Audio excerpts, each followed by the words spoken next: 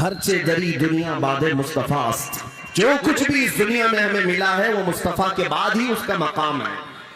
ہماری ماں ہو، ہمارے باپ ہو، ہمارے بھائی ہو، ہماری بہنیں، ہمارے استاد، ہمارے پیر، ہمارا بادشاہ، سارے لوگوں کا مقام میرے مصطفیٰ کے بعد ہے۔ ہمارے لیے قرآن کہتا ہے النبی اولیٰ بالمؤمنین من انفسہم، نبی مومنوں سے ان کی جان سے زیادہ قریب ہے۔ اس لیے ہمارے احساسات حضور کے نام پر کچھ اور ہوتے ہیں۔ اس لیے میں ان لوگوں سے کہتا ہوں بار بار نبی پاک صلی اللہ تعالیٰ علیہ وسلم کی ذات سے کھیلنا چھوڑ دو۔ آؤ سنو، میں میرے آقا صلی اللہ تعالیٰ علیہ وسلم کے اخلاق کریمانہ بتاتا ہوں آپ کو، اور پڑھنے والے پڑھ لیے۔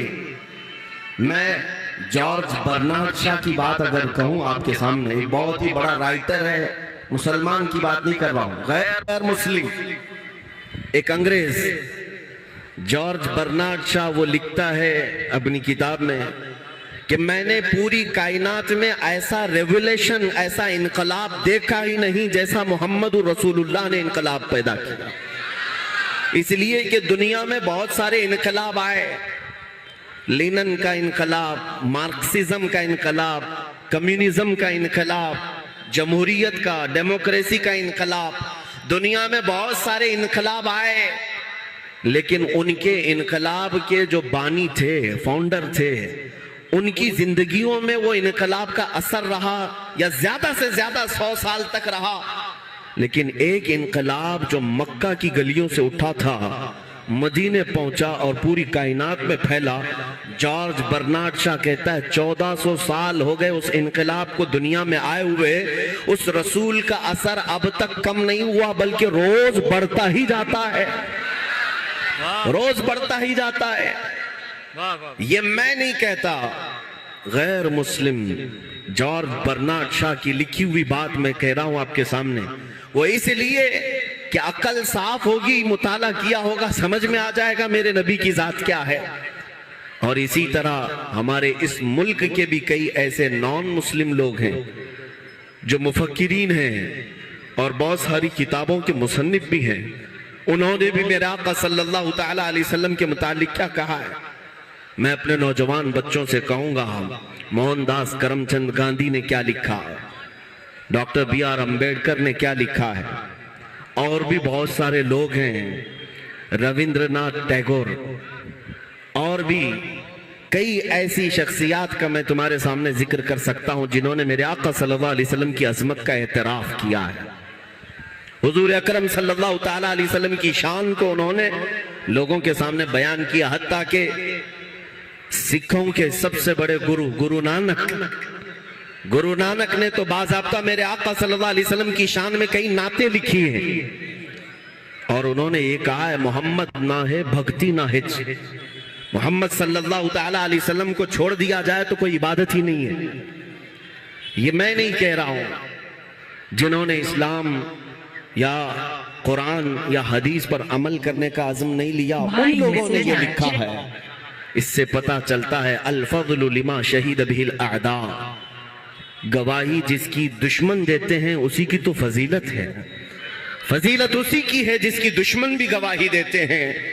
نبی مکرم صلی اللہ تعالیٰ علیہ وسلم مکہ کی گلیوں سے نکل کر مدینہ طیبہ پہنچنے تک جو اعلیٰ اخلاق و کردار کی شخصیت سب پوری دنیا کے سامنے پیش کیے، آج تک دنیا اس کی نظیر نہیں لا سکتی، اس کی مثال نہیں لا سکتی، آج تک نہیں لا سکتی۔ مصطفیٰ کریم صلی اللہ علیہ وسلم کی ذات وہ ہے کہ پورے بھرے مجمع مسجد نبوی میں صحابہ موجود ہیں، اس وقت کہتے ہیں اے لوگو تم میں سے کسی بھی شخص کے اوپر میرا کوئی حق باقی ہے یا مجھ پر تمہارا کوئی حق باقی ہے تو مجھ سے لے سکتے ہو۔ ایک صحابی کھڑے ہوئے کہا ہاں میرا حق باقی ہے آپ کے اوپر۔ مجمع میں سے ایک صحابی کھڑے ہوئے کہا میرا حق باقی ہے آپ پر۔ حضور نے فرمایا کیا حق ہے؟ کہا ایک غزوے میں ہم جا رہے تھے، اس وقت مجاہدین کی صف سیدھی کرتے کرتے میں تھوڑا آگے آیا تھا، آپ نے مجھے چھڑی سے مارا تھا، میں بدلہ لینا چاہتا ہوں۔ اللہ اکبر۔ کون کہہ رہا ہے؟ سید الانبیاء، جس کے دربار کی سلامی سید الملائکہ لینے کے لیے بے قرار، فرشتے جس کی ایک جھلک دیکھنے کو بےقرار ہیں، اس رسول کے سامنے ان کے ایک صحابی کھڑے ہو کر کہتے ہیں آپ نے فلاں وقت چھڑی سے مجھے مارا تھا، میں بدلہ لینا چاہتا ہوں۔ نبی پاک صلی اللہ علیہ وسلم نے نہیں فرمایا تم کون ہوتے ہو مجھ سے اس طرح کی بات کرنے والے، بلکہ کہا اگر ایسا ہے تو آ جاؤ۔ صحابہ کھڑے ہوئے، کہا یا رسول اللہ صلی اللہ علیہ وسلم کیا یہ ہماری آنکھوں کے سامنے ہوگا؟ حضور نے فرمایا یہ نظام عدل ہے، یہ عدالت اسلام نے سکھائی ہے۔ میرے آقا نے فرمایا آؤ قریب آؤ۔ تو صحابی قریب آئے، انہوں نے ایک اور خواہش کا اظہار کیا، جس وقت آپ نے مجھے چھڑی لگائی تھی اس وقت میرے بدن پر جبہ نہیں تھا، ننگی پیٹھ تھی، کرتا نہیں تھا۔ میں چاہتا ہوں کہ اگر میں اس وقت بدلہ لوں تو آپ بھی اپنا جبہ اٹھا دیں، اپنی پیٹھ کو وا کر دیں، کھول دیں۔ نبی پاک صلی اللہ علیہ وسلم نے ان کی بات پر اپنا جبہ بھی اٹھا دیا، اپنی پیٹھ ان کے سامنے کر دی۔